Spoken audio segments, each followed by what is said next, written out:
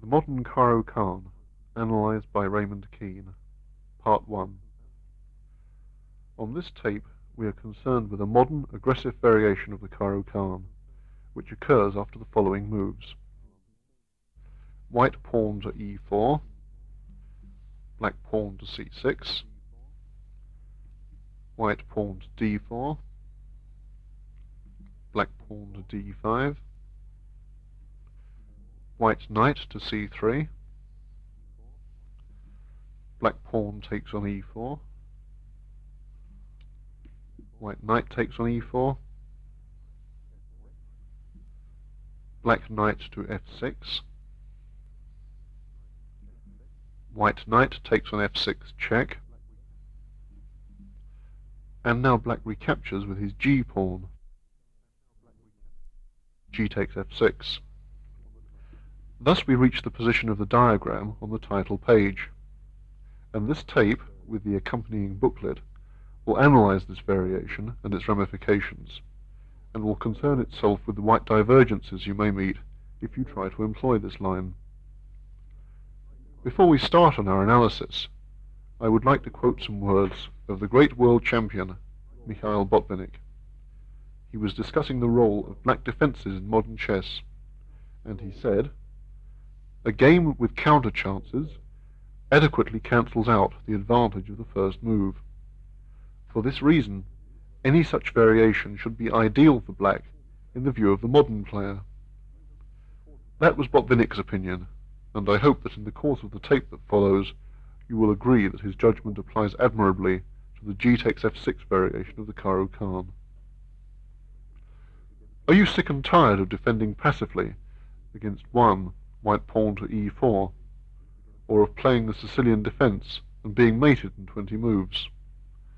Alternatively, you have to learn reams of complicated variations from chess books. If you are sick and tired of all this, then this is the lecture tape for you.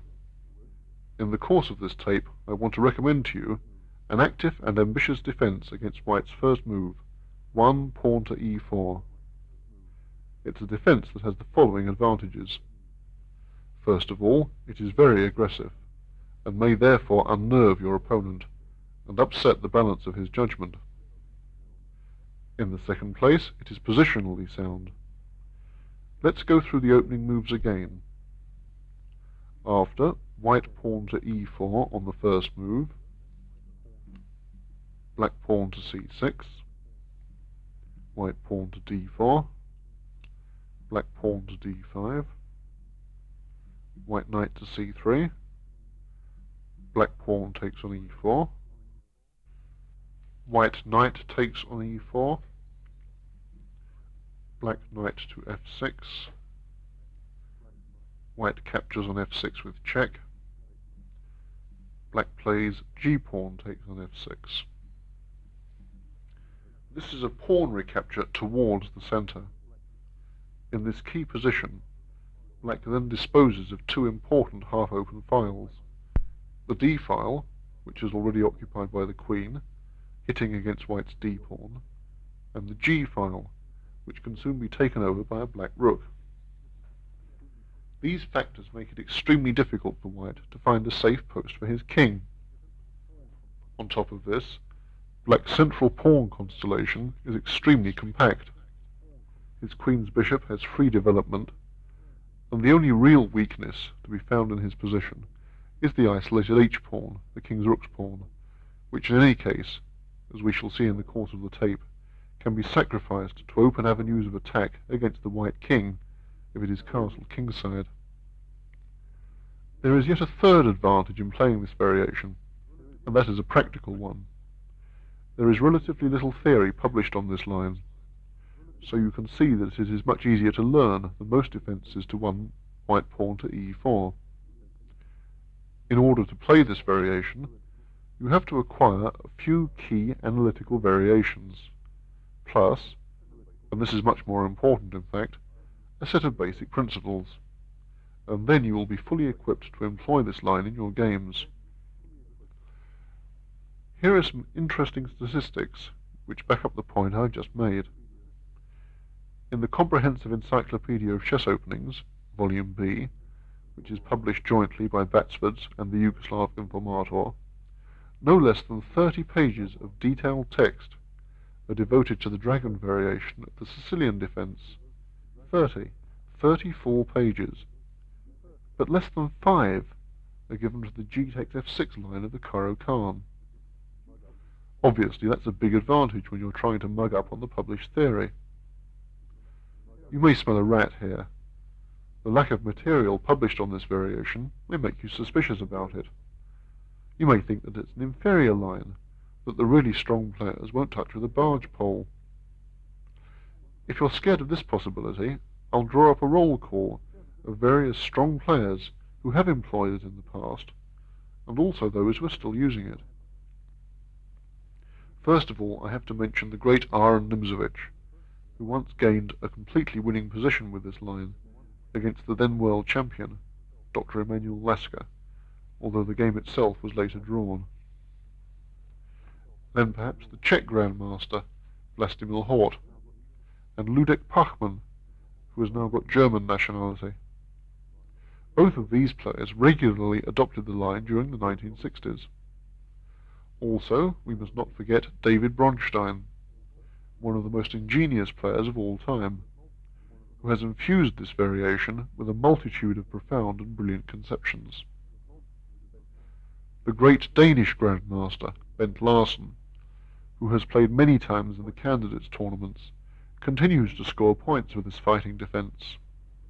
In fact, he has probably resorted to it more than any other leading Grandmaster, and games played in 1976 by Bronstein and Larsen will be found in the text of this tape. Also, the super-aggressive ex-world champion Mikhail Tal has been known to experiment with Nxe4, as have also the super-solid Mikhail Botvinnik and Vasily Smyslov, although these three have never made a real speciality of it. You should also not be left with the impression that Nxe4 is simply a rabbit-bashing line. The white opponents who have faced it when used by the players I have just mentioned have included Emanuel Lasker, Kavalek, Radulov, Tringov, Meching, Matulovic, Bilek, Kaplan, and many more, all of whom are strong, recognized international players. To demonstrate that we practice what we preach, 2 games with the Nxe4 variation can be found in the supplementary booklet, played by the lecturer on this particular tape, myself, and the other by the general editor of the tape series, Michael Basman. My game was a win against the Irish international, Nicholas Patterson, while Basman's game was an important victory in the Student Olympiad at Harishov, 1967, against the Bulgarian master, Spasov. Before we pass on to the hard analysis, I would like to say a few words on the use of this tape. I have divided the material into several sections in the following order. First of all, there is the introduction, which hopefully you will just have heard. Secondly, the main section on strategic ideas from Black's point of view. This section is extremely important, and you should play over all the examples carefully to acquire a feel for this defence.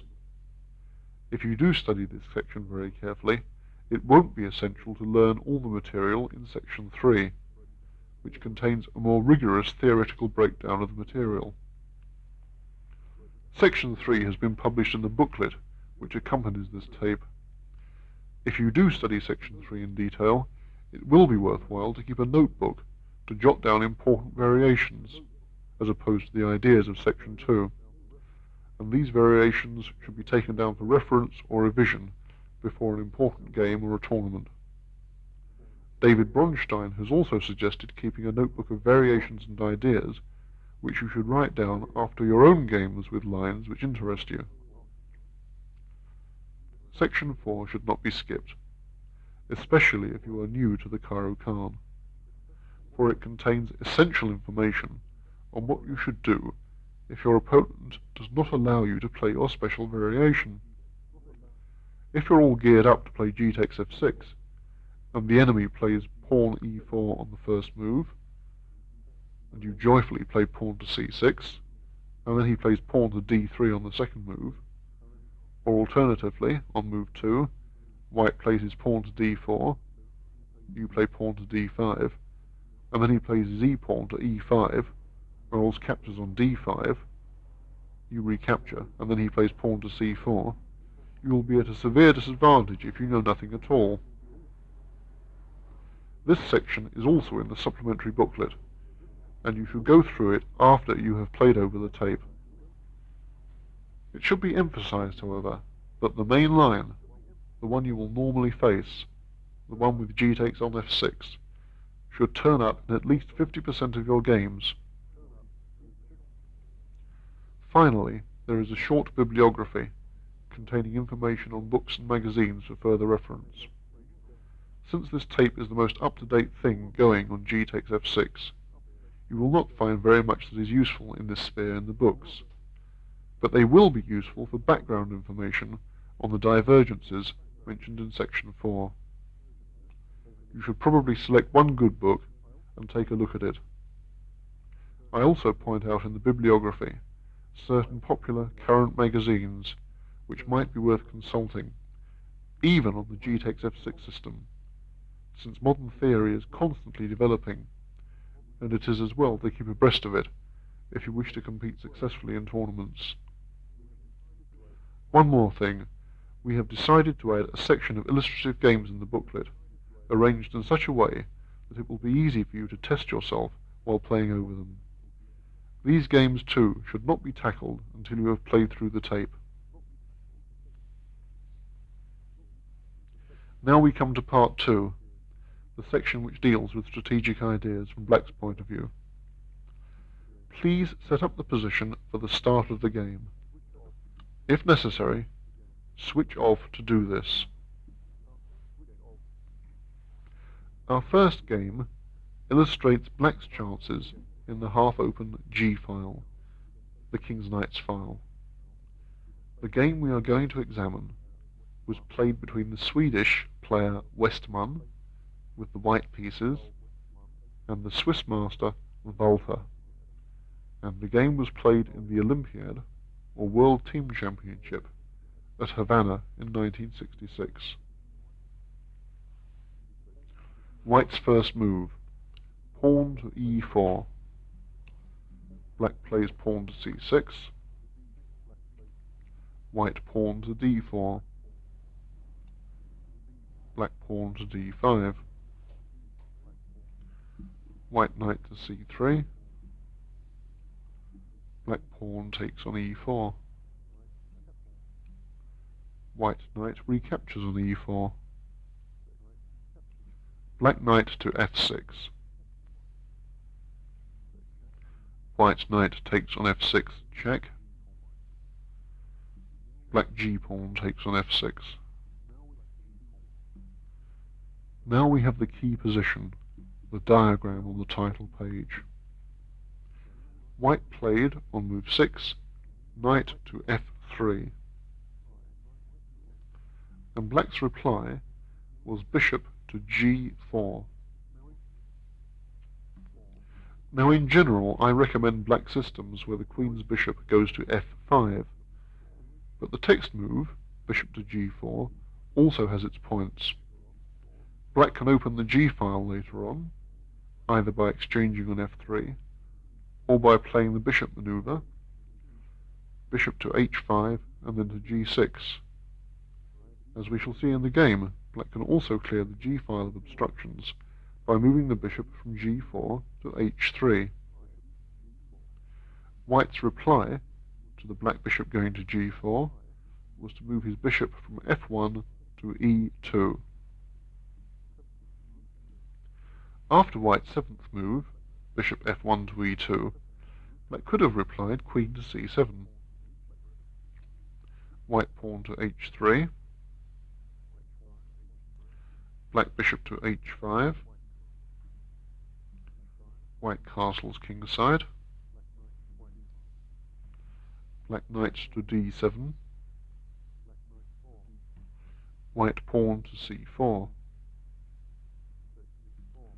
Black pawn to e6. And then the next move will be black rook to d8, or perhaps castle's queenside. This sort of thing occurred in a game between Smyslov and Pachman in the Amsterdam Interzonal Tournament 1964. The point of placing the black queen on c7 is to control the diagonal from h2 to b8, and we will see in this game how important it can be for both sides to gain control of this diagonal. I advise you now to switch off and consider the position after black has played the variation with queen to c7, ending up with black pawn to e6. When you have spent some time on this, switch on again, and we will continue with the game. Now, please set up the pieces in the position of diagram A1. Once you've got this position, black's move was pawn to e6. After black's pawn to e6, white could have played bishop to f4, met by black bishop to d6, white bishop to g3, and this would probably have been an improvement on the move he made. We can see that the white queen's bishop on g3 fulfills two very important functions. In the first place, it challenges black's control of the key diagonal h2 to b8, and in the second place, it helps to barricade the vitally important g-file. In fact, white did not play bishop to f4 on move 8, so replace the white bishop on c1 and put the black bishop back on f8. Now that you've done this, white actually played castle's kingside. Black's reply was bishop to d6. White played on move 9, pawn to c4. Black played his king's rook to g8. This is an obvious omen of things to come on the knight file. Obviously, white should now have considered moving his king to h1, getting his most important piece off the g-file. He actually played the much less cautious 10th move, white rook to e1. Black replied by placing his queen on c7, and then the white pawn came to d5. I suggest once again that you now switch off and think about this position, especially what your next move should be as black.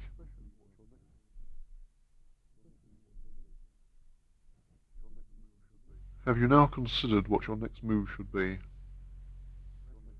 First of all, I imagine you looked at black bishop takes on f3,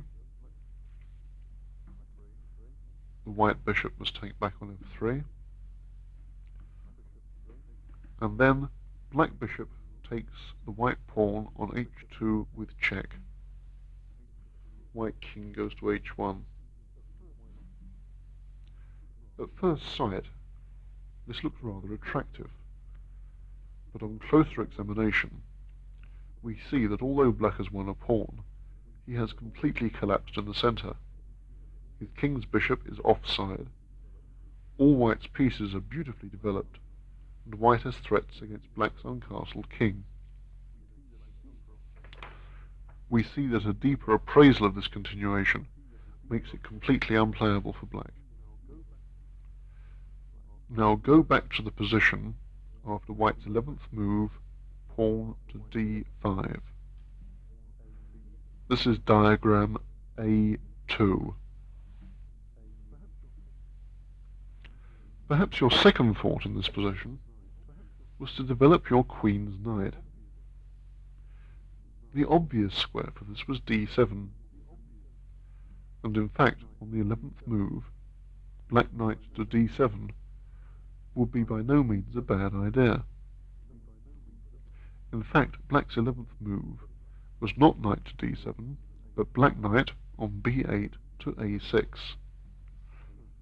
The point of this is also to develop the knight but, note this carefully, without obstructing the D file. The open D file often represents a very important trump for the black rooks. The move also sets a devilish trap. It looks very much as if white has an excellent continuation with the following operation, which you should play over on the board. Are you ready? White pawn takes on c6. Black queen recaptures on c6. And now the white knight comes to d4, hitting the queen, and also hitting the bishop on g4. You might like to switch off now and work out what black's reply should be.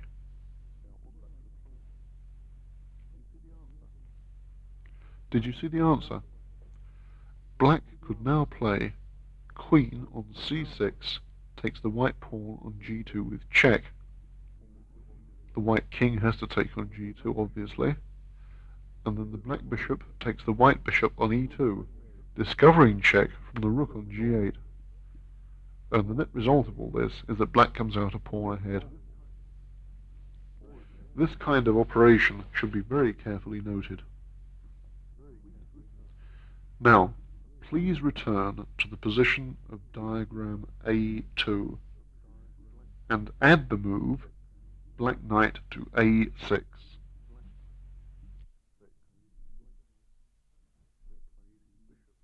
White actually played his bishop from C1 to E3. Black castle queenside. White played the ambitious queen to A4. And now black started to open the G file by moving his bishop from G4 to H3. This is one of the methods of opening the G file for a kingside attack, which we mentioned in the introduction. However, another good and more cautious move would have been black pawn to C5, instead of black bishop to H3. And this move of the black C pawn would have gone a very long way to blocking white's ambitions on the queen side against black's castle king.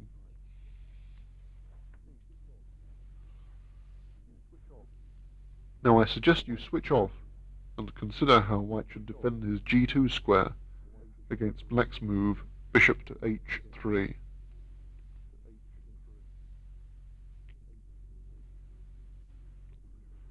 Now that you have thought about the position for a while, we'll go through all the possibilities. First, we see that white cannot move his g-pawn to g3. Black would simply sacrifice his bishop on g3, and when white recaptures, he will also sacrifice his rook, and this would lead to mate instantly, as is quite clear. So, there is only one move left to white, and that is, on his 14th turn, to play white bishop to f1. Now black cannot sacrifice on g2. For example, black rook takes on g2, check. White bishop takes back on g2. Black rook to g8. And now the white knight on f3 can go to h4, and white defends satisfactorily, coming out a rook ahead. Has that sunk in? Now, please return to diagram A3.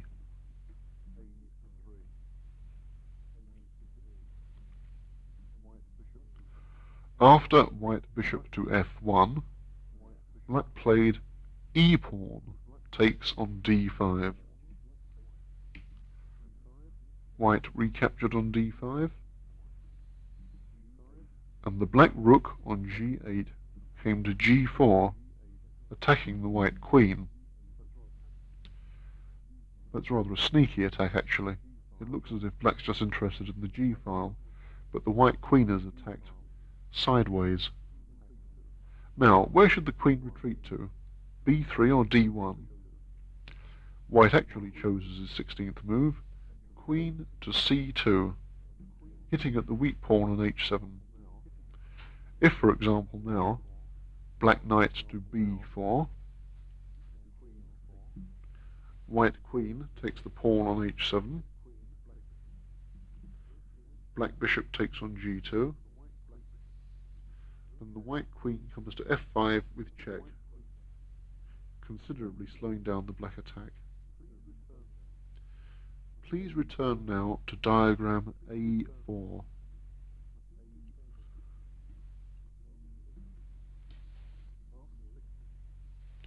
After 16, white queen to c2, black thematically doubled rooks on the g-file. Black rook on d8 to g8. And white's reply was pawn takes black pawn on c6. The position here is quite enthralling. So once again, I suggest you switch off and consider what you would play here.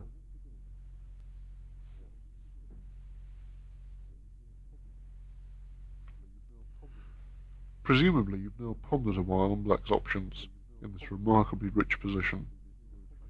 It's very likely that you were attracted at first to the sacrifice. Rook takes white pawn on g2 check. White bishop takes on g2. Black bishop takes on g2. But then white has the riposte, queen takes pawn on h7. And this is highly annoying for black. In fact, it brings his attack to a complete standstill. We should warn quite clearly at this point against black forgetting the weakness of his king's rook's pawn and his king's bishop's pawn when they have been isolated by the disruptive thrust, white pawn on d4 to d5. Probably black's best move in the position of diagram A5 would have been the quiet black king to b8, which retains all of his options. In fact, black played something else. Bishop on d6 takes white pawn on h2 check. White now committed a serious blunder and played white knight on f3 takes black bishop on h2. After the improvement, white king to h1, ignoring the black bishop, the game would still have been a fight. But it seems to me that white was resigned to his fate, and therefore permitted a brilliant conclusion. It is interesting, though, to draw a psychological lesson from white's misfortunes. Faced by a hyper-aggressive black defence, which in my opinion is actually a counter-attack against his first move, white pawn to e4, white felt himself uncomfortable during the entire conflict. Although it is undeniably risky, the Caro-Kann with g takes on f6 is not anti-positional at all, and its aggressive aspect can often discourage a white opponent who regards the initiative as his own birthright, in a way that the positionally more suspect counterattacks, such as the Schliemann or the Greco, cannot. A further advantage of the g takes f6 Caro-Kann is that it does not necessarily commit black to a material sacrifice, as do other aggressive black defences, such as the Benko and the von Nxe4 gambits. After this small digression, let's go back to the position of diagram A5. Have you got the position on your board? Black played bishop on d6, takes white pawn on h2 check. White mistakenly captured the bishop on h2 with his knight. And now black played rook on g4, takes pawn on g2. Check. White played bishop, takes rook. The other black rook took back on g2, giving check. And white had to move his king to f1, otherwise he's mated on h2. White king to f1.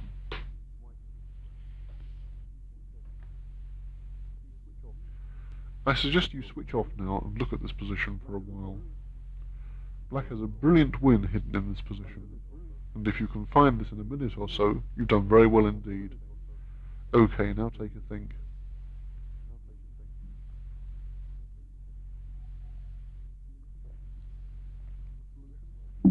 Have you found the solution?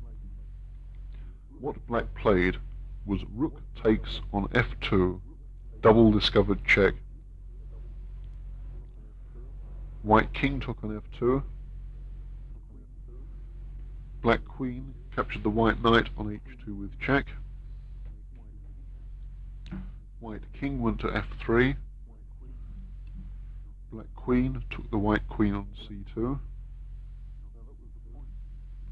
Now that was the point of his combination. White now played his queen's rook to c1, and the black queen went to g2 with check. And now white resigned. A brilliant game, which is a wonderful illustration of black's chances on the half-open g-file.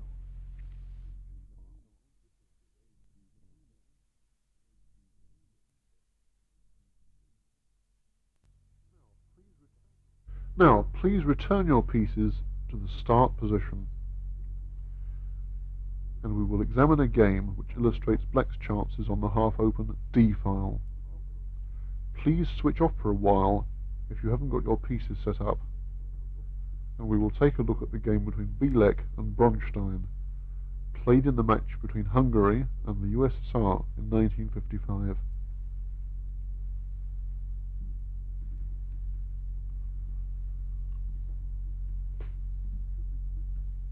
We should be familiar with the opening moves by now. White pawn to e4, black pawn to c6, white pawn to d4, black pawn to d5, white knight to c3,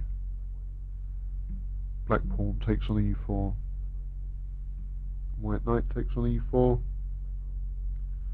black knight to f6, white knight takes on f6 check.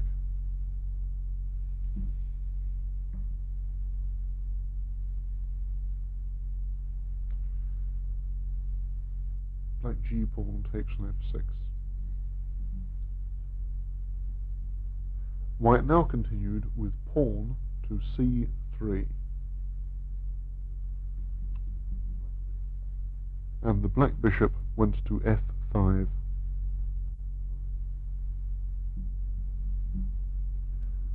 Normally, this move of the black queen bishop will be the focus of our investigation. Development of the queen's bishop to the f5 square has three distinct advantages. On f5, the bishop aims at white's queen side, which is an area where white may wish to conceal his king. The second point to note is that the bishop on f5 leaves the g-file relatively uncluttered.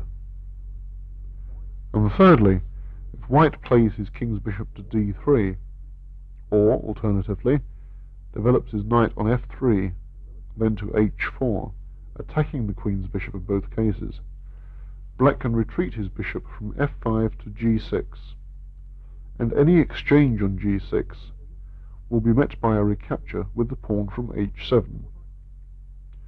What I call the active fortress pawn structure, with black pawns on e6, f6, f7 and g6, or, alternatively, with black pawns on e6, f5, f7 and g6, is one of the strongest black could hope to have. You should take a look at my game with Nick Patterson in the supplementary bulletin to reinforce this point. White's seventh move was knight from g1 to e2.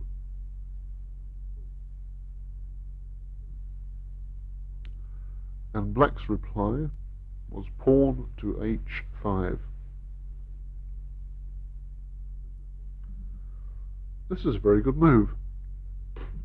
The advance of black's h-pawn against white's king side is one of the most important ideas in this system, and we should note the very early activity displayed by black's king's rook in many of these lines.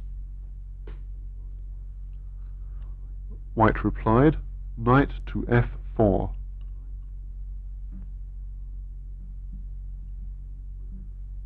This move may look a little odd, but if the knight goes to g3, temporarily attacking the black bishop there, then black always has the threat of h4, driving away the white knight.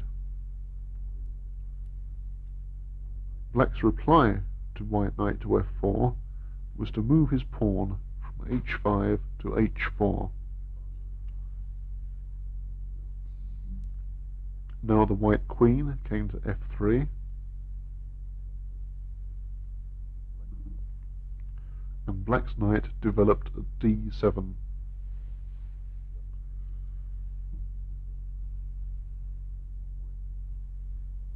White then replied pawn to g4.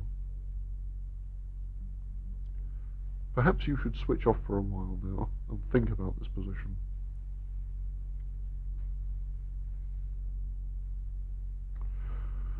Why should white player move as violent, and in fact as weakening as pawn to g4?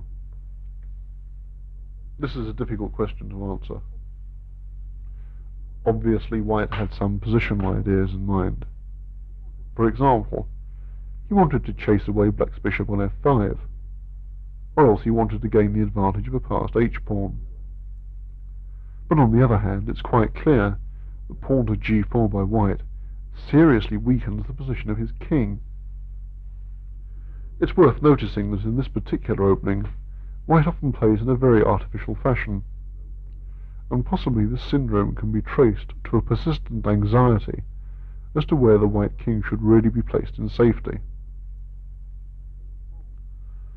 Black's response to white pawn to g4 was h-pawn takes on g3 en passant.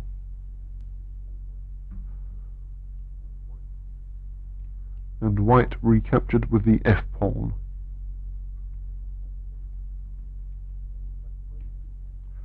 And black played pawn to e5, hitting the white knight on f4.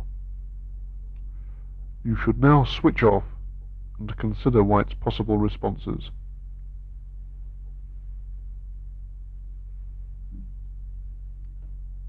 Okay, now what do you think white should do with his attack knight?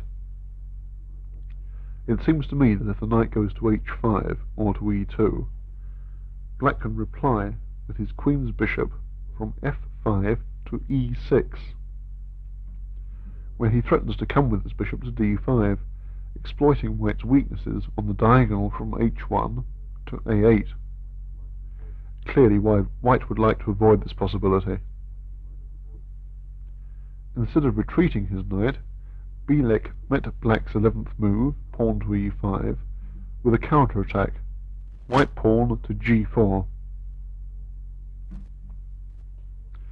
Since Bronstein didn't want to give up his queen's bishop, he has to retreat it to h7, black bishop to h7.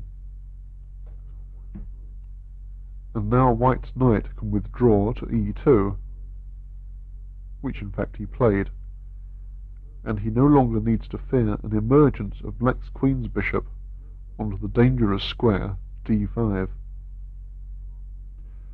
A further advantage of the interposition of the move white pawn to g4 is that white now exerts some control over the f5 square, and white's long-term strategic plan is to maneuver his knight from e2 to g3 and ultimately to f5, occupying this potential strong point. However, in order to gain this particular positional plus, he has had to waste a lot of time in the development of his pieces. Black now captured on d4 with his pawn, and if white recaptures with the knight, then black's knight can come to e5, gaining time by attacking the queen. So white took back on d4 with his c-pawn. C-pawn takes on d4. And black played bishop to b4, giving check.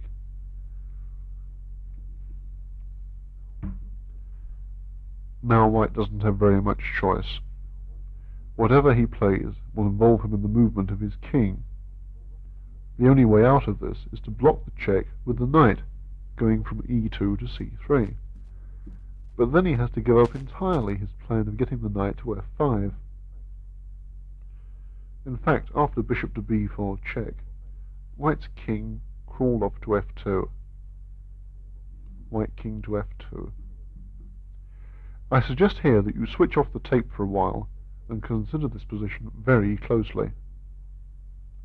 Black has some remarkable ideas coming up, and it will be an interesting exercise for you to see if you can spot them in embryo form.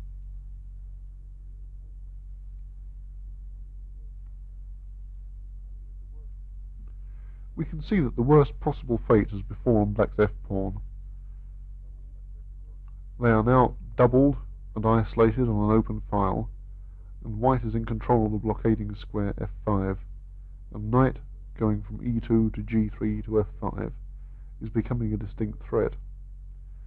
Black has some wonderful dynamic compensation in terms of open files for his rooks on the d and h files, while the isolation of white's pawn on d4 and the windy quarters of the white king will also give black counter chances. Watch now how Bronstein, with superb imaginative skill, weaves the strands of his compensation into a decisive attack. After the move of white's king to f2, the black queen went to e7. This dissuades white from moving his knight to g3. In view of the reply, bishop from b4 to e1 check, followed by bishop takes knight, and then the black bishop can come from h7 to e4 with a deadly skewer on white's king as rook. So, after black queen to e7, white first developed his king's bishop from f1 to g2, thus guarding against the diagonal danger. Black replied by castling queenside.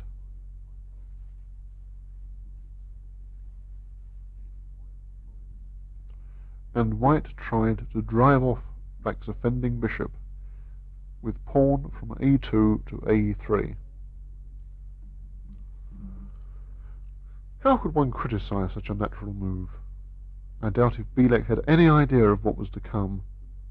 I think that once again you should switch off the tape and see if you can find Bronstein's next move. For your reference, the position after white's 17th move, pawn to a3, will be found on diagram B1 in the supplementary booklet.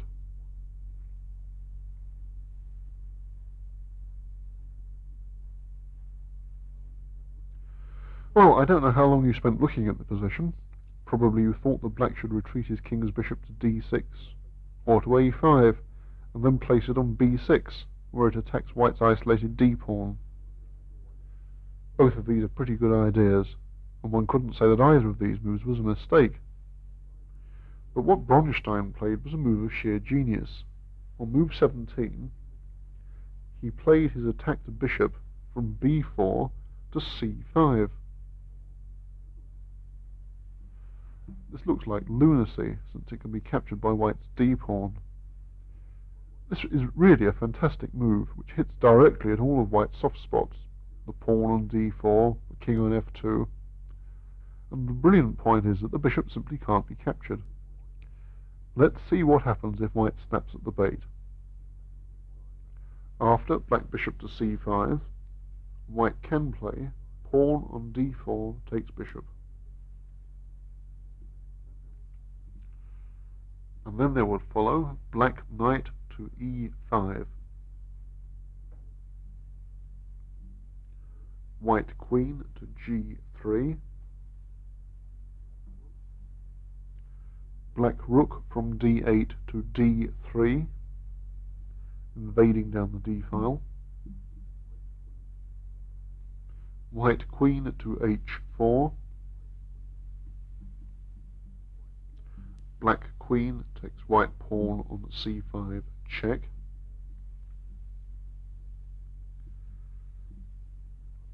white king to e1,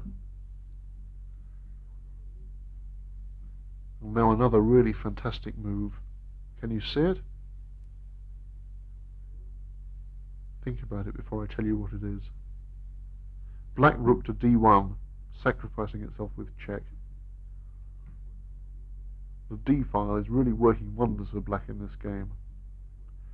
White has to take the rook with his king. And now there follows a swift denouement. Black queen to c2 check, white king to e1, black knight to d3 check, white king to f1, black queen to d1 check, and mate next move. This is a really beautiful display of pyrotechnics, and I think it's worth playing over several times so that you can really appreciate the beauty of Bronstein's idea. When you've played it over several times, go back again to diagram B1. Place black's bishop on C5, and we'll see what white actually played.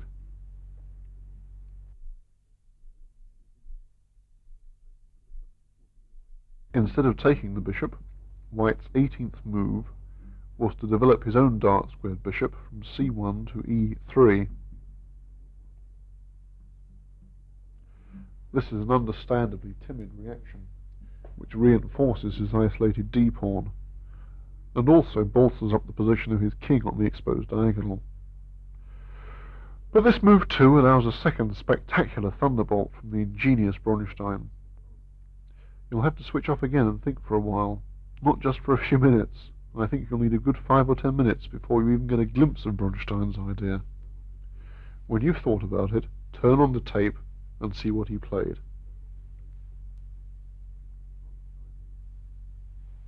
Bronstein's reply to bishop from c1 to e3 was the incredible move black knight from d7 to e5. Yes, e5, putting another piece on prise. And this time white just has no choice. He has to take the knight on e5. White pawn takes black knight on e5. And now black's rook slids into d3, attacking the pinned bishop on e3. White played queen on f3, takes black pawn on f6. The black queen took on f6 with check. White pawn recaptured on f6. And then black played rook takes bishop on e3.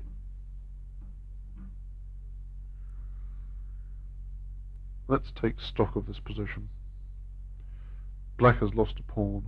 Actually, he sacrificed it. You can't talk of loss in a position like this.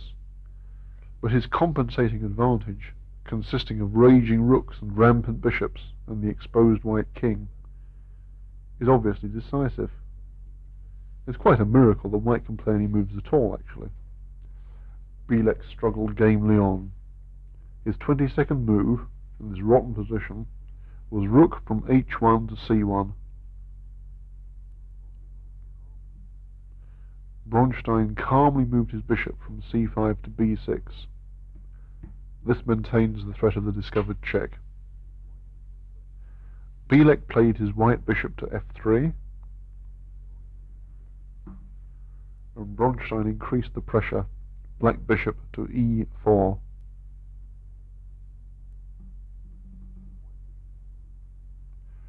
White bishop took on e4. That's obviously forced.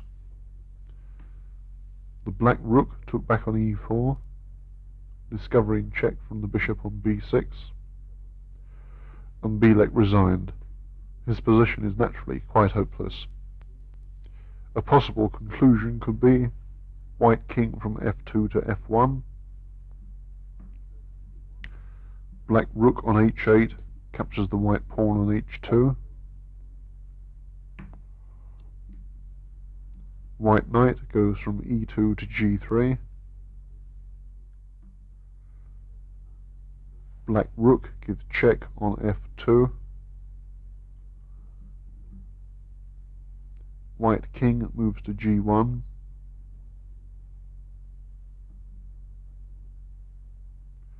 and the black rook captures the white pawn on g4. and white loses a piece with a completely hopeless position. Now, to end this part of the tape on a light note, let's take a quick look at one short game which backs up the ideas of black's counterplay on the D file. I won't give as many comments as before on this one. Please replace your pieces in the start position, and then we'll look at a game between David Goodman, who had the white pieces, and who won the World Under-18 Championship in 1975, and the author of this tape, Raymond Keene. The game was played a few years ago, and it was a blindfold game. Are you ready? We'll go through the opening moves fairly quickly. You should know them by now. White pawn to e4, black pawn to c6, white pawn d4, black pawn d5, white knight c3, black pawn takes on e4, white knight recaptures on e4, black knight to f6, white knight takes on f6 check, black g pawn recaptures on f6, and now white knight to e2.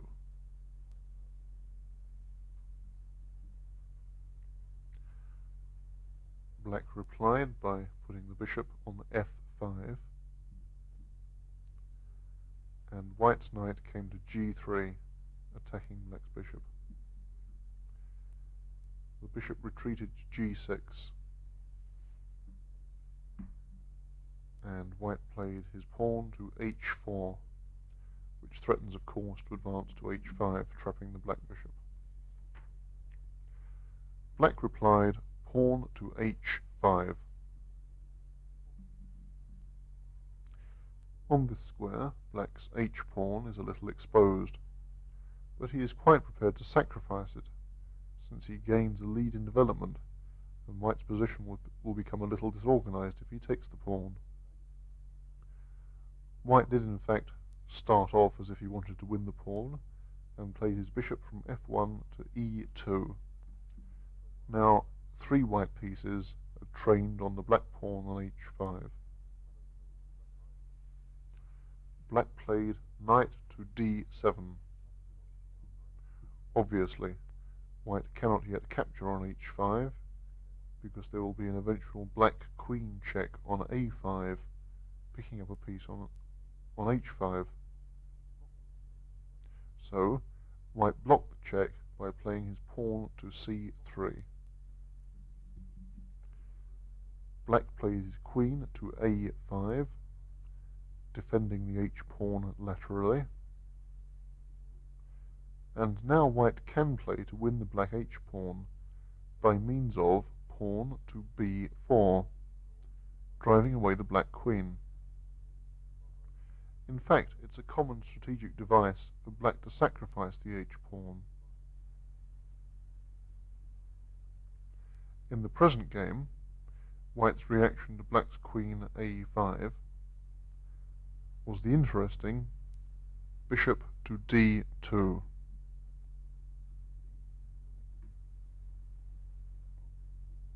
There followed castle's queenside for black, white pawn to c4,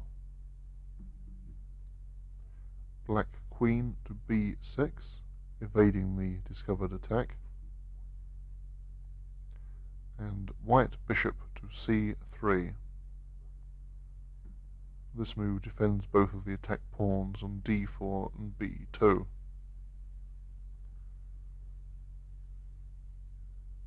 Black now became active in the center and played his pawn from e7 to e5. White captured on e5 with his pawn, and black took back on e5 with his knight, discovering an attack against the white queen on d1. The white queen went to b3, and black avoided the exchange of queens by playing queen from b6 to c7. Obviously, since white's position is a little loose, black wants to keep the queens on the board for an attack. Now white played a rather reckless and pointless move, pawn to a4, where of course he should have castled kingside. After white's pawn to a4, which is given in diagram B2 in the booklet, you should switch off the tape and try and work out black's coming combination. You should be able to guess some of black's ideas from the Bielek-Bronstein game we have just played over.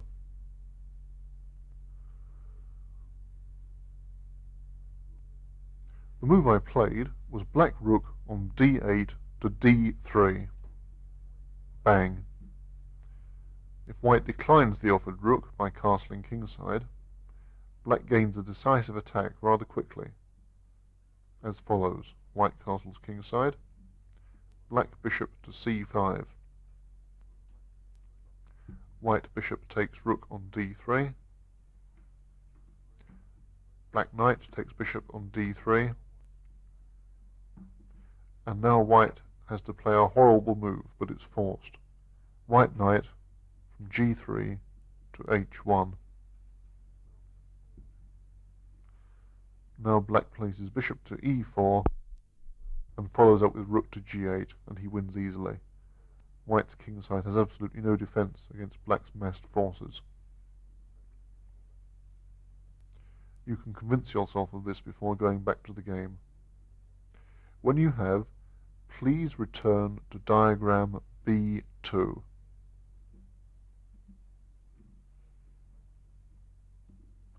Play the black rook from d8 to d3.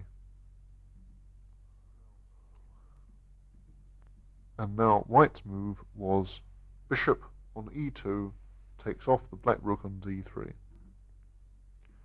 Black naturally recaptured with the knight, giving check, and the white king moved to f1.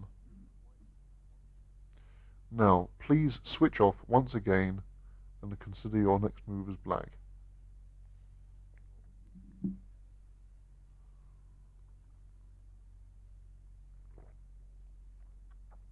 Perhaps your first thought might have been to play the black queen from c7 to f4. Now this threatens mate on f2, but now white could grovel around for a little while by retreating his queen from b3 to c2, defending the mate on f2. Black might win, but he has something much stronger. Please replace the black queen on c7 and put white's queen back on b3. What black actually played, instead of queen to f4, was to capture the white pawn on f2 with his knight, stripping away the last flimsy protection of white's king. It's quite obvious now that white has no choice. He has to play king takes knight on f2, and now black moves in swiftly for the kill. Black queen to f4. Now it's with check. You see, the knight sacrifice has gained an important tempo. The white king went to g1. All other moves are hopeless as well.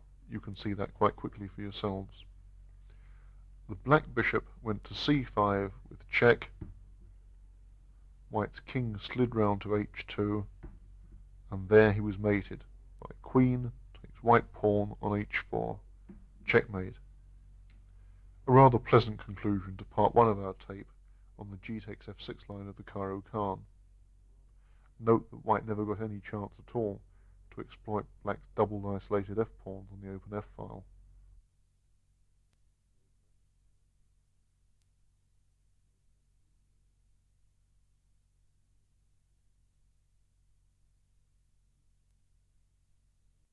Part 2. Please set up the position for the start of the game, and we will move on to a deeper discussion of the strategy of this line. Play the first 5 moves up to black's recapture on f6. White pawn to e4, black pawn to c6, white pawn to d4, black pawn to d5, white knight to c3, black pawn takes on e4, white knight recaptures on e4, black knight to f6, white knight takes on f6, check. Don't make black's move yet. Leave the white knight on the board giving check.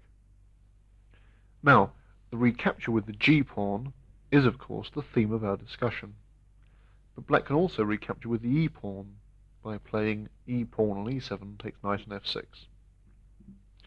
Please put up this position on the board.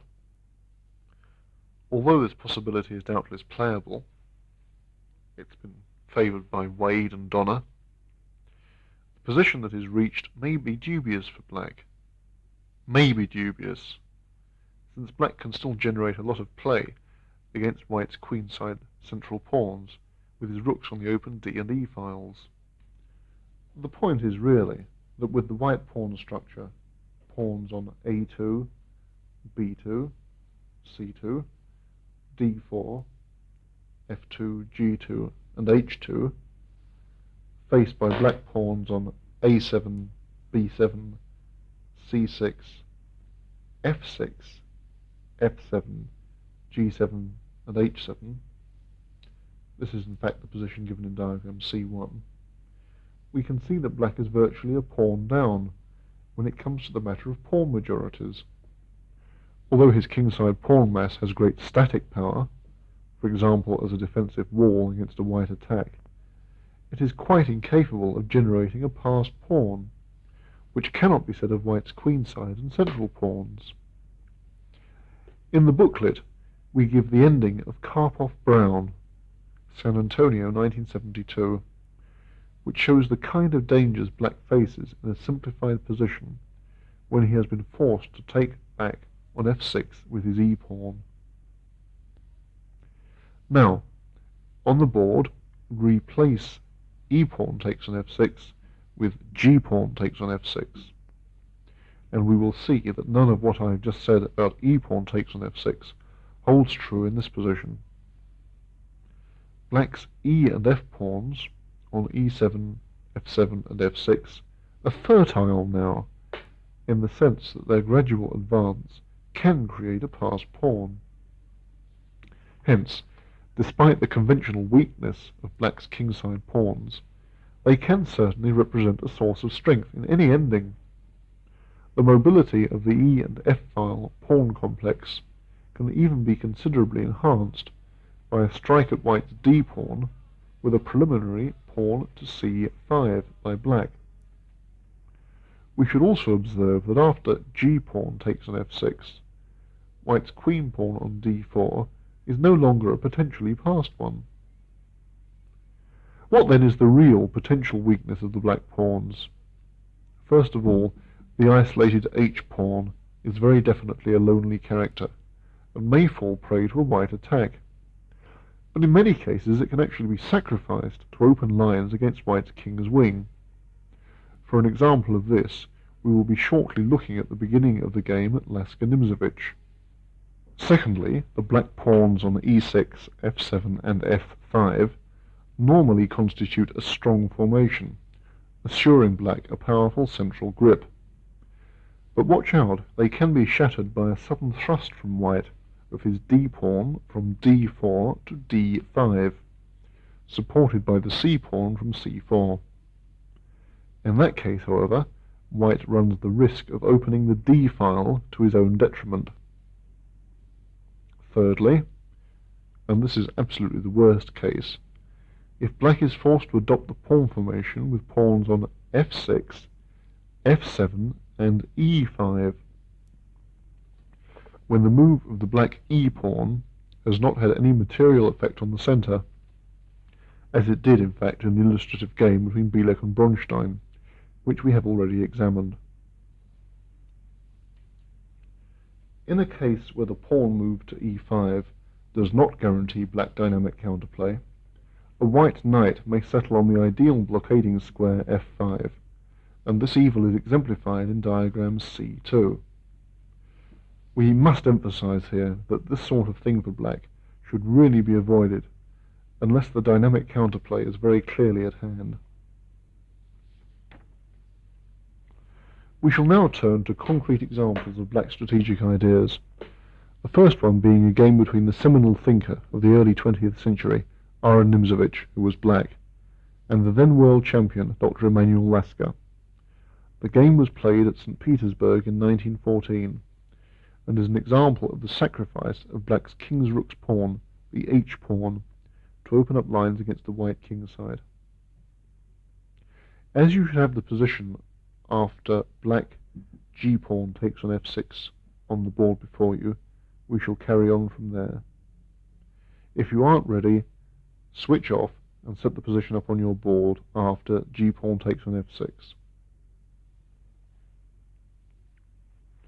Now, the sixth move chosen by the great Lasker was bishop from f1 to e2, no doubt to avoid a pin on his knight if he moved it at once to f3, and also to fix on the theoretically weak square h5, weak in the sense that it can never be guarded by a pawn.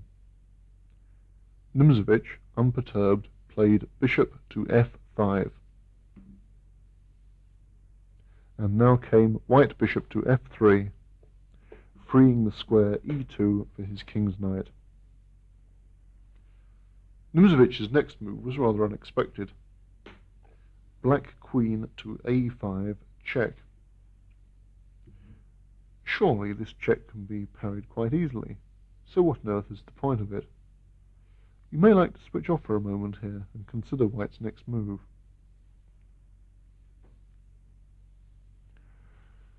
Have you thought about it? The choice was obviously between bishop to d2 and pawn to c3. Let's have a look at bishop to d2 first of all. It looks good because it attacks the black queen, and therefore gains time in developing a piece. But it may not be as good as all that. Black's queen drops back to b6, attacking both white's b-pawn and his d-pawn. And if white then plays bishop to c3, guarding both the pawns, he has clearly developed his bishop, but the square it has landed up on is not a very good one at all, for the pawn at c2 is blocked and can't go to c4, where it would support white's central thrust, pawn to d5. Note that this was the reason Black chose to check at a5 when he did. Had he waited till white had played pawn to c4, then the manoeuvre bishop from c1 to d2 to c3 would have been a very comfortable reply to queen a5 check. Now, put white's bishop back on c1 and put the black queen back on a5, giving check. After the check, Lasker compromised with pawn to c3. And now Nimzowitsch came up with another surprising move. A very surprising move, in fact. Pawn from h7 to h5, where it's en prise. Lasker snatched up this free gift with white bishop takes black pawn on h5. And black brought his knight to d7. If white now develops his knight at e2, he cuts the defense to his bishop. So first of all, he safeguarded the bishop by playing it from h5 to g4. He could, of course, have put it on f3, but then black would have continued as in the game with castle's queenside, threatening to play his knight to e5. After white had played his bishop to g4, black exchanged bishops. Black bishop takes white bishop on g4, and the white queen naturally took back on g4. Black castle queenside, and white developed his king's knight, playing it to e2. Black is now a pawn down. What sort of compensation do you think he has for it? Try switching off here and working out his next move.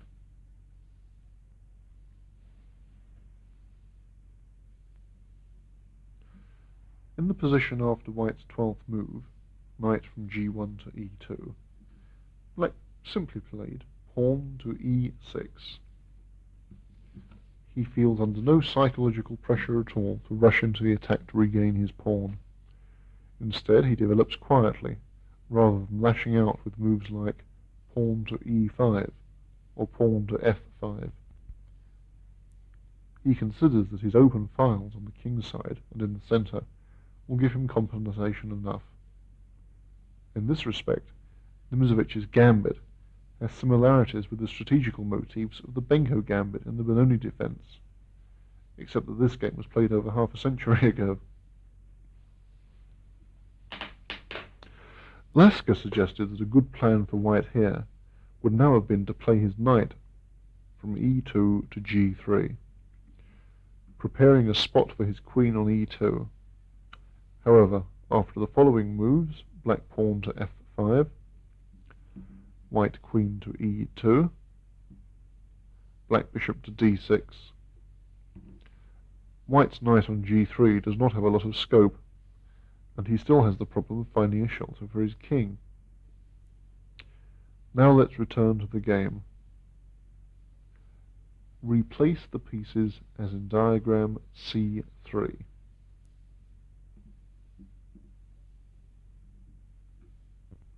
And make white's next move, which was bishop to f4. Obviously, Lasker was worried about black's bishop coming to its best square, d6. So he stopped this development, and in addition confined the black king. Another point of bishop to f4 is to prepare a barricade on the g-file by dropping the bishop back to g3. How would you continue now for black? Switch off and try and find Nxe4's next move.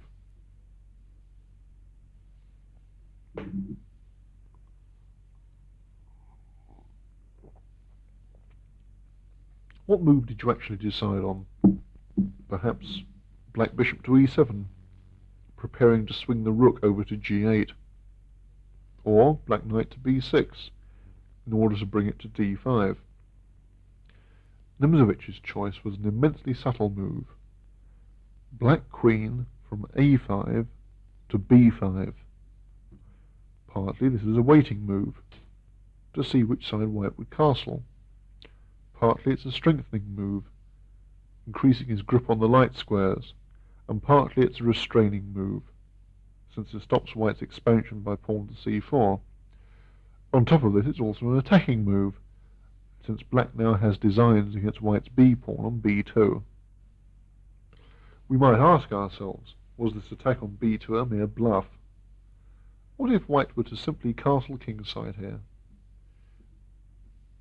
when the capture of b2, opening a line against black's own king's position, looks very risky?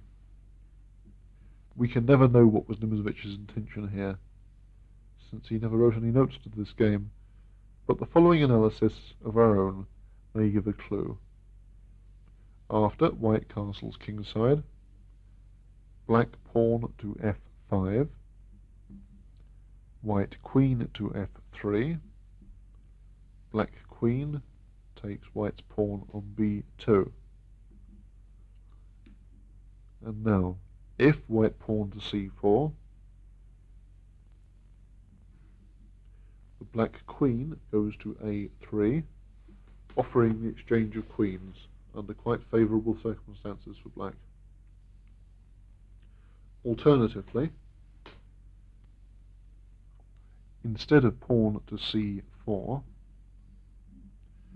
white plays his rook from a1 to b1, attacking the black queen. Black queen goes to c2, white rook on f1 goes to c1, and the black queen centralizes, going to e4, once again with the annoying threat to exchange queens. On the other hand, white could improve on the move rook from f1 to c1 by playing, first of all, pawn to c4. And now if black plays his queen to e4, white can evade the exchange of queens and threaten mate at the same time by playing his queen from f3 to b3. The threat of mate on b7 means, of course, that black can't capture the white knight on e2. So the question remains unanswered, in fact. After this brief analysis, we shall return to the game. Replace the pieces as in diagram C3. Now add the moves white bishop on f4, black queen on b5, and white castling queenside. With this last move, white guards his b2 pawn with his king, but his problems are not all over yet at all. Black's move was knight to b6, preparing to come in onto c4. In this position, white pawn from b2 to b3, covering the c4 square, leaves white with a safe but difficult game, according to the great Emanuel Lasker, who was obviously taking Nxe4's pawn sacrifice very seriously indeed. White actually played here, instead of pawn to b3, his knight from e2 to g3. And now you should switch off and consider black's next move.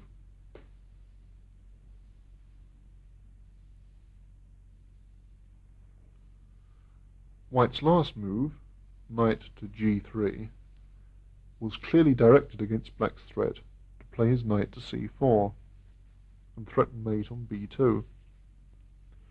Now, if black played his knight to c4, the threat could easily be rebuffed by means of queen from g4 to e2.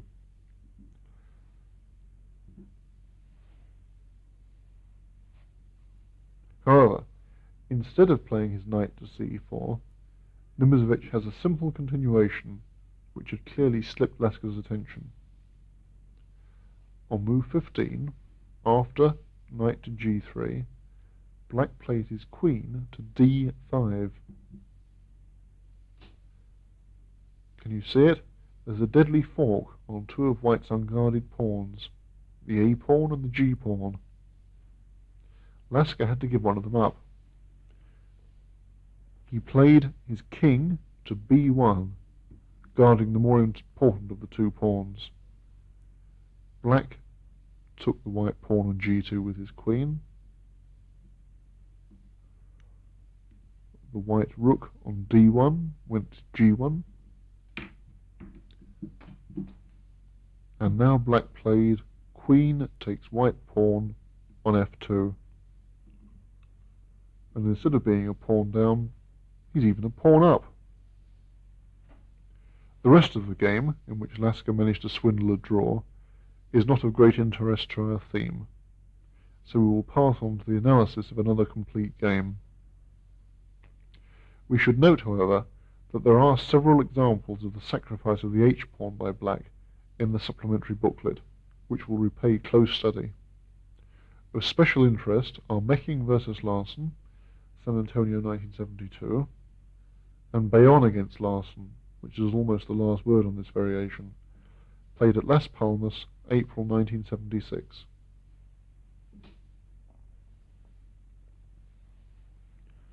We now come to our fourth major strategical game, and we shall be particularly concerned here with the fortunes of black's e and f pawns in the middle and endgame, a powerful shelter, and also with the advantages they confer when they advance as a tightly knit group.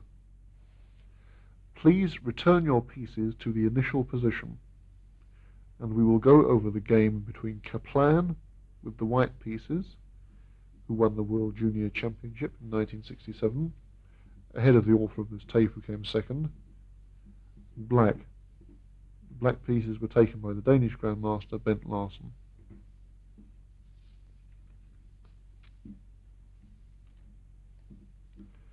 The game was played in the Church's Fried Chicken International Chess Tournament, San Antonio 1972. Are you ready?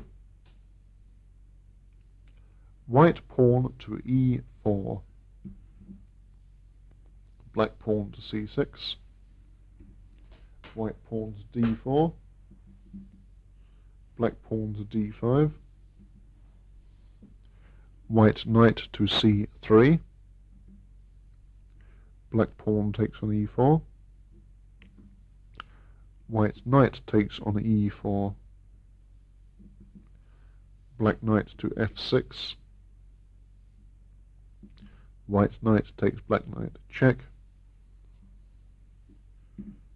black g-pawn takes knight,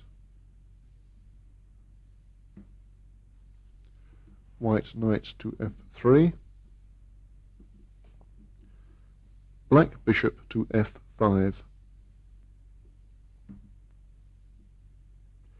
As we have seen, black bishop to g4 is also possible, but both Donner and Larsen approve of the development of the black bishop to f5. Botvinnik is another player who has patronized the move of the bishop to f5. White now played his bishop to e2. When they're followed, black queen to c7, taking the key diagonal, white castles kingside, black knight to d7, white pawn to c4, black pawn to e6. Switch off now and try to work out what white played on move 10.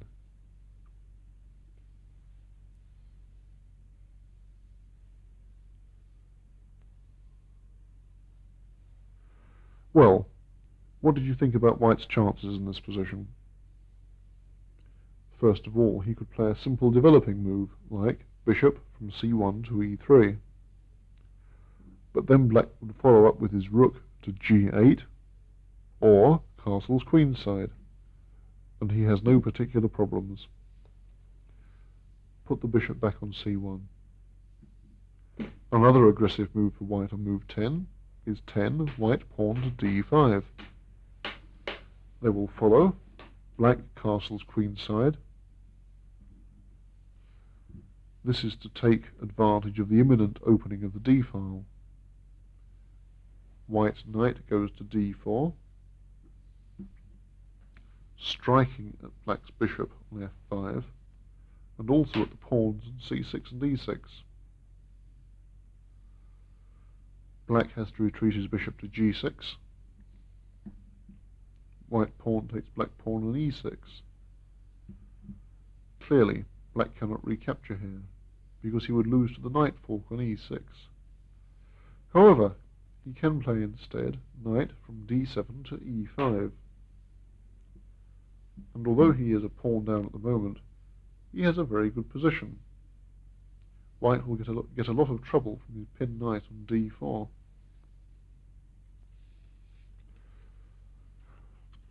Go back now to the position of diagram d1, and I will reveal the 10th move actually played by white.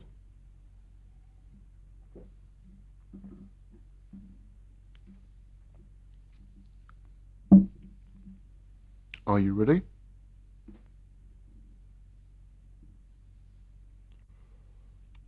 In the position of the diagram, white played the extremely cunning move, bishop from c1 to d2.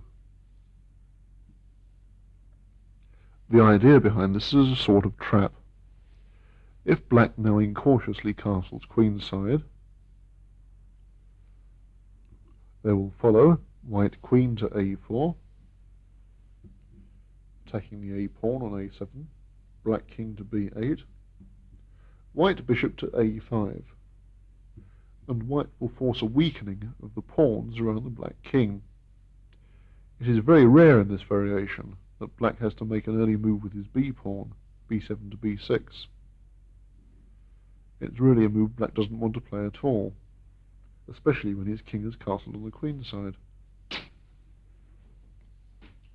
Go back to d1. After the move bishop c1 to d2, black correctly developed his king's bishop to d6, aiming at white's king side. White cautiously played his king from g1 to h1.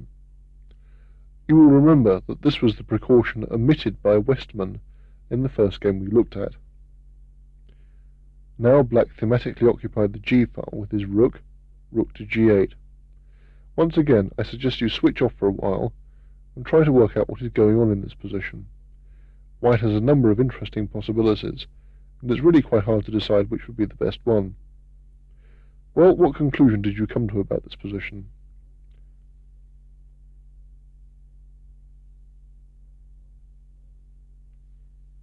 Larson said that White's best move was to play the b-pawn to b4, and black should reply bishop to e4 with a very sharp position. After the move b-pawn to b4, black should not play castles queenside. As Larson said, black must not castle queenside too quickly in this variation. First of all, he should make preparations for an attack against White's king, whilst White cannot, in preemptive fashion, concentrate his entire war effort against black's queenside. Now, go back to the position given in diagram D2, and I'll tell you what White played. Are you ready?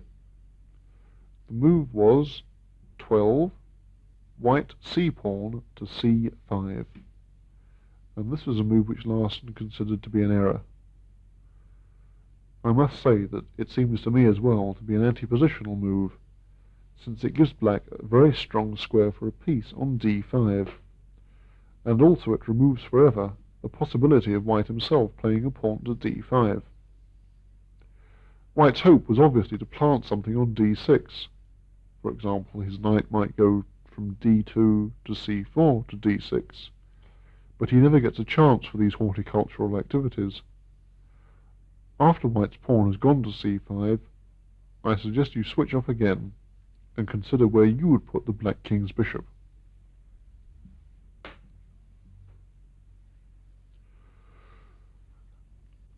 What did you decide about the further positioning of the black king bishop?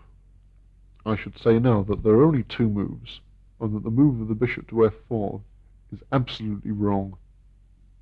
They would follow, after bishop to f4, by black, white pawn to g3, black bishop takes white bishop on d2, white knight takes on d2, and the path of the white knight has been considerably smoothed, going to c4 and then to d6, when black's dark squares would be hopeless cripples.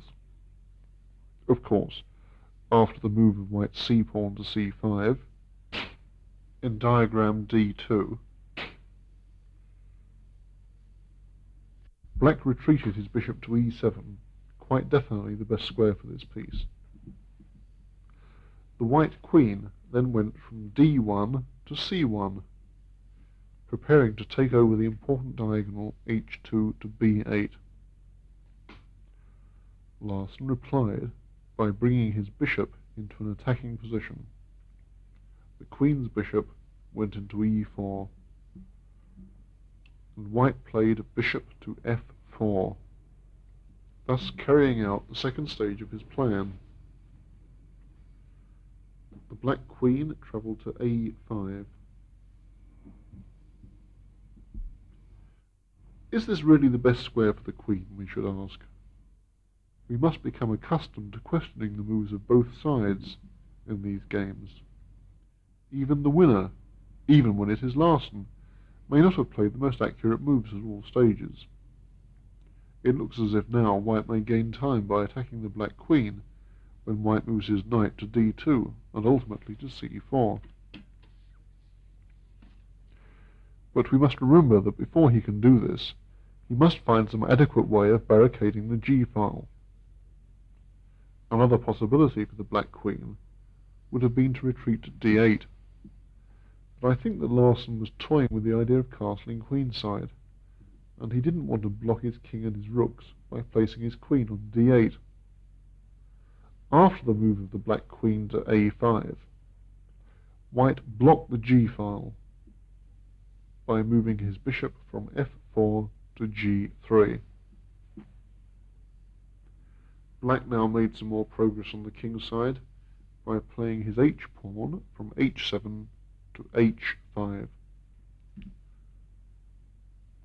Perhaps you remember this from the Nxe4 game, but here as yet it's not a sacrifice. Now, white still can't move his knight from f3 to d2, since this would now be answered by bishop takes pawn on g2, check.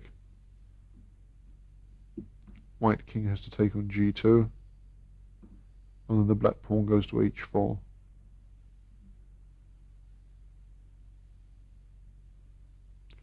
In reply to black's pawn to h5, put the pieces back if you move them, white moved his rook to g1, once more safeguarding his weak spot on g2. Black now moved his f-pawn to f5. You can see that the whole idea is to push against the barricading bishop, first with the h-pawn and now with the f-pawn. White moved his knight from f3 to d2. Now, once more, please switch off and try to find Larsson's next rather ingenious move. You should have the position from diagram D3 on the board in front of you.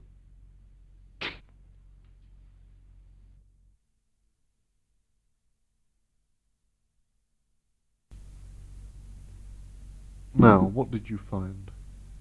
What Larsson actually played was 17, h-pawn to h4.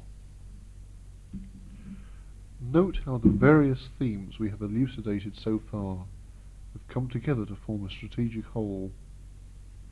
The disparate elements we might point out are g-file pressure by black, and secondly, the typical sacrifice of the black h-pawn. Earlier it was on h5, but now it's becoming cheeky and advancing to h4 before it dies. What should white play now? One possible line is knight takes black bishop on e4. Black pawn takes knight on e4. White bishop to f4. Black knight to f6. White queen to e3. And black castles on the queen side. It's clear that black has a lot of counterplay in the centre and on the king side.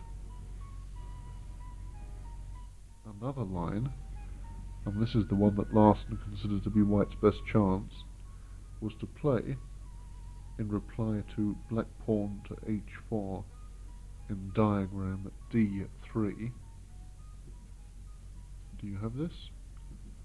Black pawn to h4 in diagram d3. White knight on d2 takes black bishop on e4. Black pawn on h4 takes white bishop on g3, sacrificing a pawn.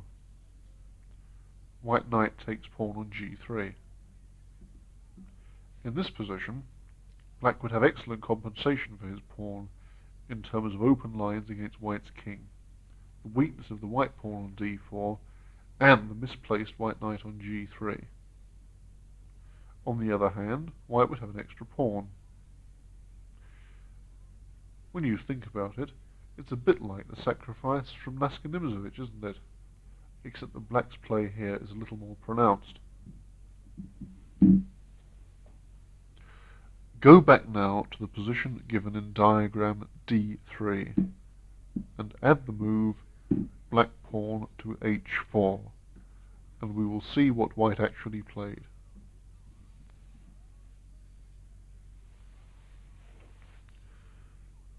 Kaplan played the thematic occupation of the d6 square, which he had been angling for all along, and his 18th move was white queen's bishop from g3 to d6.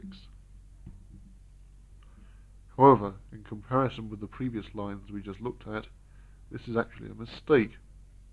after which Larsen artistically splits up white's kingside pawns, while retaining his own E and F file pawns in an inviolable state of grace. After the move of the white bishop to d6, the black bishop came to d5, taking the square that white weakened in the opening. White bishop captured the black bishop on e7, and now Larsen produced a clever Zwischenzug. That means an in-between move before recapturing the white bishop on e7. Can you see it? Switch off for a moment and see if you can. The move was black pawn to h3. This was the key to Larsen's positional combination. Of course, white can't allow the pawn to capture on g2, so he had to play his f-pawn to f3 to block the diagonal of the queen's bishop. And then there followed black pawn takes white pawn on g2, check, white rook takes on g2, black rook takes white rook on g2, white king takes on g2, and now black king takes white bishop on e7. The white knight now went to c4, his last and unavailing attempt to settle on the d6 square, and black captured the knight with his bishop. It looks as though it is necessary to eliminate the white knight on c4, but instead of bishop takes on c4, black could also have considered the variation, put the black bishop back on d5 and the white knight back on c4, rook on a8 to g8 check, white king to h1, black queen to d8, white knight to d6, black queen to f8, white queen to f1, black queen to h6, white knight takes pawn on b7, black knight to f6, and black obviously has a powerful attack for his pawn. Let's check that variation again. Go back to the position in diagram D4. Switch off to do so if you think it's necessary. Now, instead of bishop takes knight on c4, we'll play again for black. Black rook from a8 to g8 check, white king to h1, black queen to d8. Last time we looked at white knight to d6, but instead of this, now we'll activate the white queen. White queen to f4, black knight to f6, white rook to g1, and now white has consolidated effectively. Black no longer has any advantage. Once again, we go back to diagram D4. If it's necessary, switch off to get the right position on your board.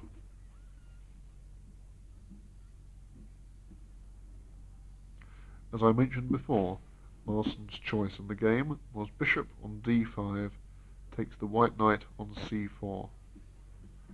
And I think the brief discussion of the other possibilities available to black justified his choice. White replied, bishop on e2 takes bishop on c4. Black played his knight to f6, also planning to occupy the square white weakened in the opening, d5, and the white queen went to f4. I think at this point it would be a good idea for you to take a short rest, and then we will go on to the second part of this game, Larsen's exploitation of his hard-won advantage. If you've had your tea or coffee break, or perhaps a brandy break, we can continue with the game. You should have the position of diagram D5 on the board in front of you. I suggest you switch off again and consider how you would handle this position for black. When you study the position on the board, we can see that white suffers from various disabilities. His d-pawn on d4 is backward and weak, and his kingside pawns are split and exposed to attack. And although his pawn on h2 is a passed one, its chances of advancing are pretty slim. Furthermore, white's pieces are lacking in coordination, and his king is rather exposed. It should become apparent, in fact, to everyone that middle games offer black excellent chances for attack, while endings offer black good chances for exploiting the weakness of the white pawns.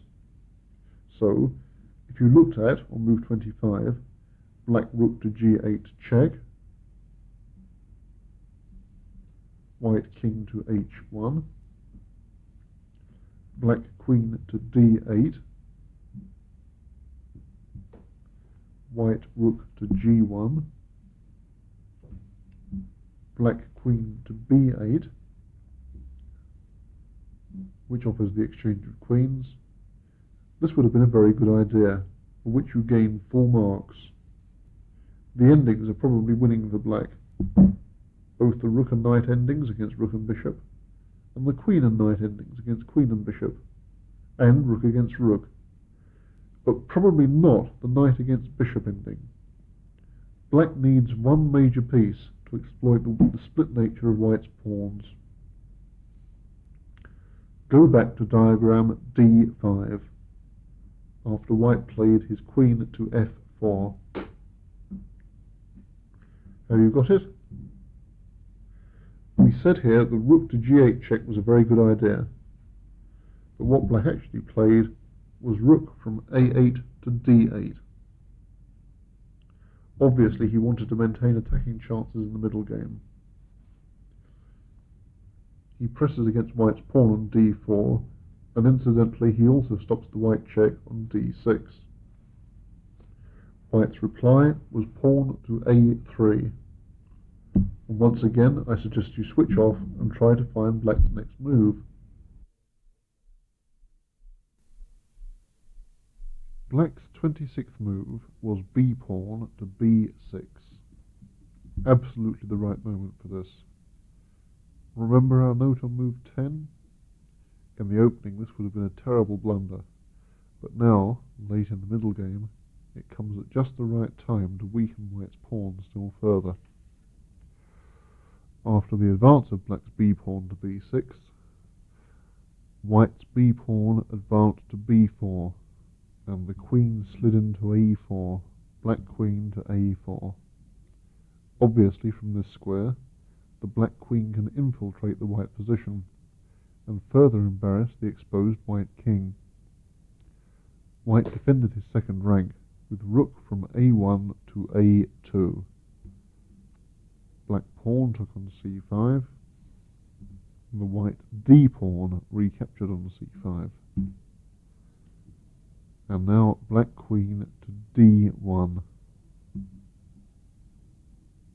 The black position looks so formidable now that it's rather surprising white even survived into the endgame. Black's threat is to play his rook to d4, so white parried this by playing his bishop from c4 to f1. The black rook went to g8 check. White's king came to f2, and black's knight occupied the ideal square d5. If now white queen to d6 check, the black king simply shelters on f6, and white can accomplish nothing. Meanwhile, there is the threat of black queen coming to d4 check, which is murderous.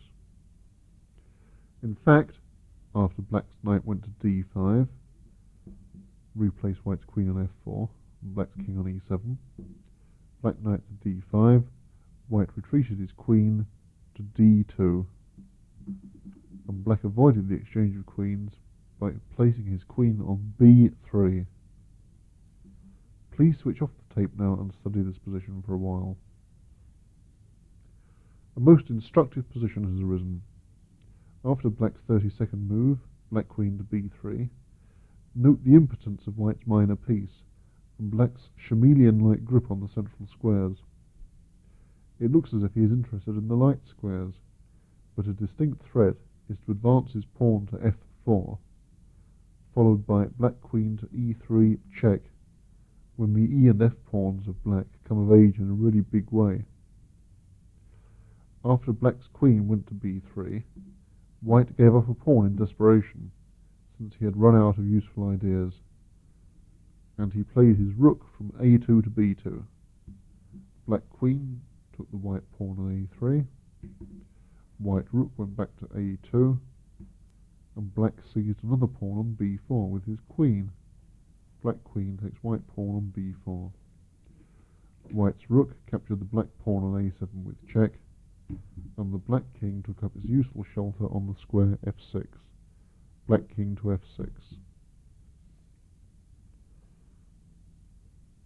Now white could play picturesquely white queen to h6 check, but then black king to e5 is the perfect answer.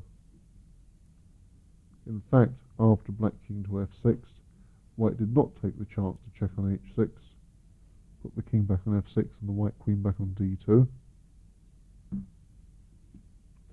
but exchanged queens by playing white queen takes black queen on b4. Black knight recaptured on b4, and the white rook went to b7. The black knight returned to d5, and white's bishop went to c4.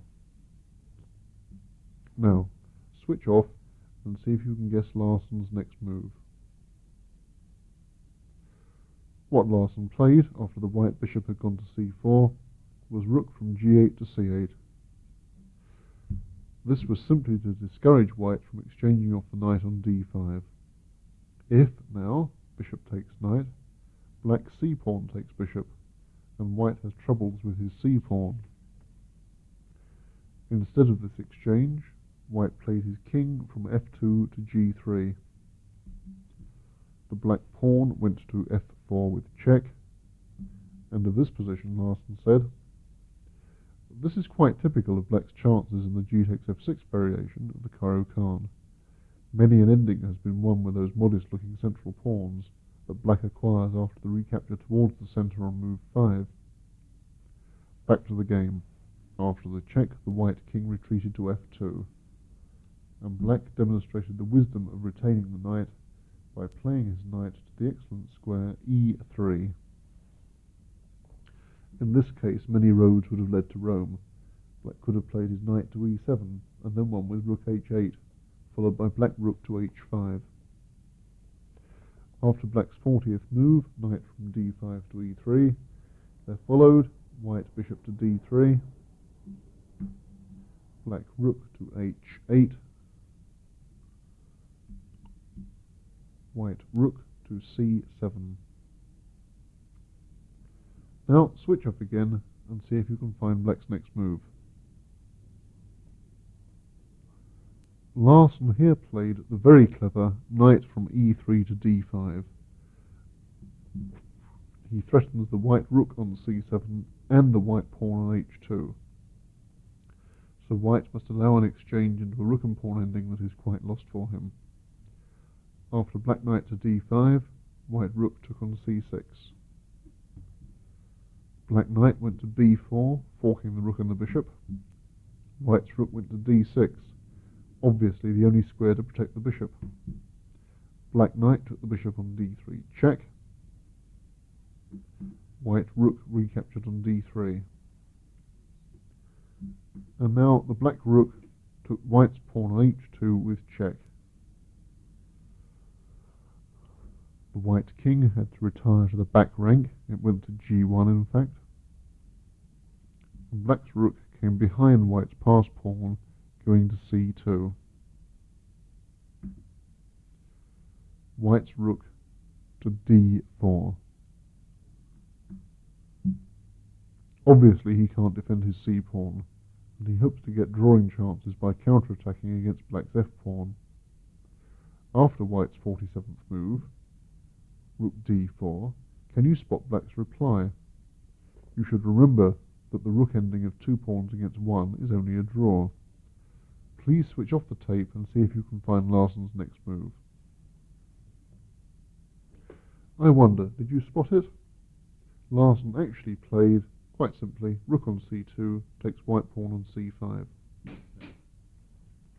The point being that if white takes the f-pawn, black will simply interpose with rook to f5, and white's rook cannot move away, since his f-pawn would then fall. The exchange of rooks, of course, leaves white in a lost king and pawn ending. Although the rook and pawn ending is only a draw with 2 pawns against 1, the king and pawn ending is certainly a win for black. So, after black captured on c5, white played his king to f2, instead of capturing the black f-pawn. The black rook went to c2 check, and white's king went to f1. Black king came to g5, white rook moved from d4 to d8, black king came to h4, and white's rook came to g8. The point of this is to cut off the black king from the g file. Now black started to advance his pawn majority. Black pawn to f5. I suggest you switch off again and see if you can find, in principle, black's winning procedure against the best defence.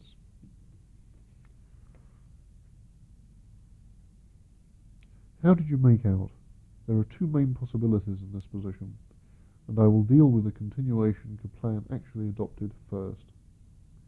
This was to put his rook on the square g6. The black e-pawn went to e5, and white played rook to e6. Now switch off for a while and see if you can work out black's next move. Let's see if you succeeded. Larsen gave the finishing touch to this game, not with the passive rook back to c5, but with the dashing e-pawn to e4. White pawn took on e4, black pawn took on e4, white rook took on e4, and the black king went to g3. The white rook went to e8, black rook went to c1 check, and white resigned. Why did white resign? Probably the simplest answer is white king to e2, black pawn to f3 check, white king to d2, black pawn to f2, white rook to g8 check, black king to h4, and black will get a queen for a rook, with white's pieces lacking coordination. That's an easy technical win for black. Also, in the position where white resigned, have you got it? White can play his king to e2, black pawn to f3 check, white king to d2, and now, quite simply, black rook to a1, and black will win with the well-known Lucena position. Now, please go back and set up the position in diagram D6, and we will look at the second main line, the one that wasn't played in the game. Do you have that? This was to play instead of white rook to g6, white rook to e8. Black then plays king to g3, white rook takes black's pawn, and the black king takes the white pawn. And now white plays his king to g1. If black had only one f-pawn, this position would be a draw. There are various reasons for this. First of all, the doubled f-pawns in some lines can take away valuable squares from white's king. Secondly, white's rook, operating on the f-file, has little influence on black's front f-pawn. Thirdly, with only one f-pawn, white could in some lines go into a drawn king and pawn ending. With 2 black f-pawns, this is obviously out of the question. So, the white king has gone to g1, black plays his rook to g2 check, and the white king goes to h1. The black rook moves to d2, not c2, as we shall see. The white king plays back to g1. The black rook goes to d1, check. White king to h2. Black king to f2. And white's rook goes to a6.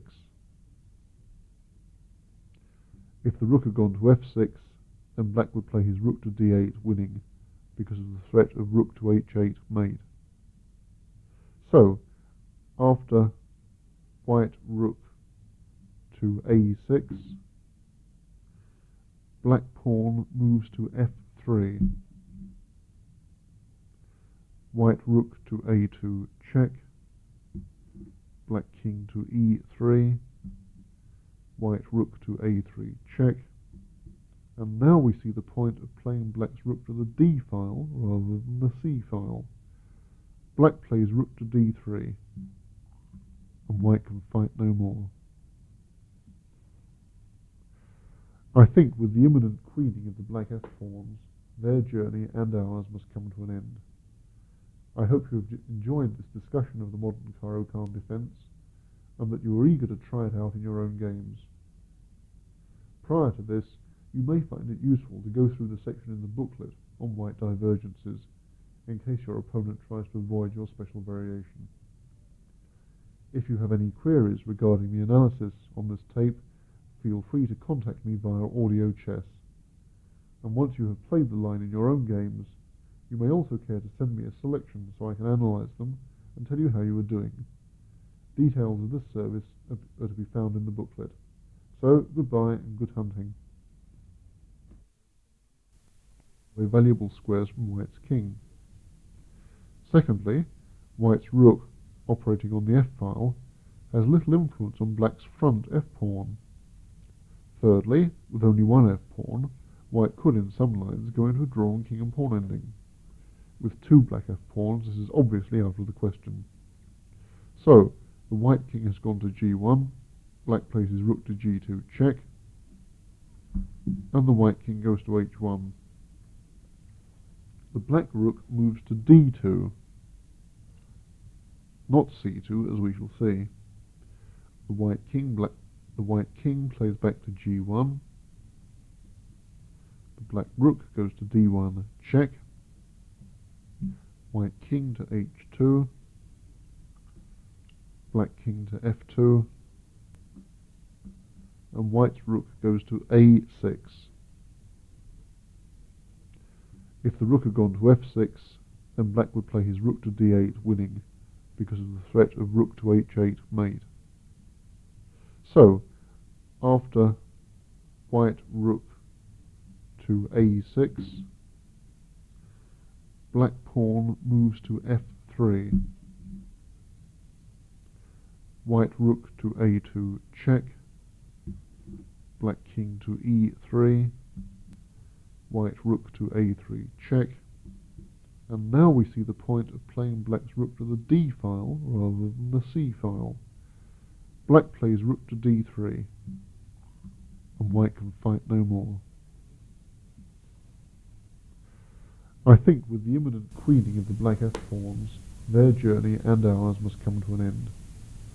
I hope you have enjoyed this discussion of the modern Caro-Kann defence, and that you are eager to try it out in your own games. Prior to this, you may find it useful to go through the section in the booklet on white divergences, in case your opponent tries to avoid your special variation. If you have any queries regarding the analysis on this tape, feel free to contact me via audio chess. And once you have played the line in your own games, you may also care to send me a selection so I can analyse them and tell you how you are doing. Details of this service are to be found in the booklet. So, goodbye and good hunting.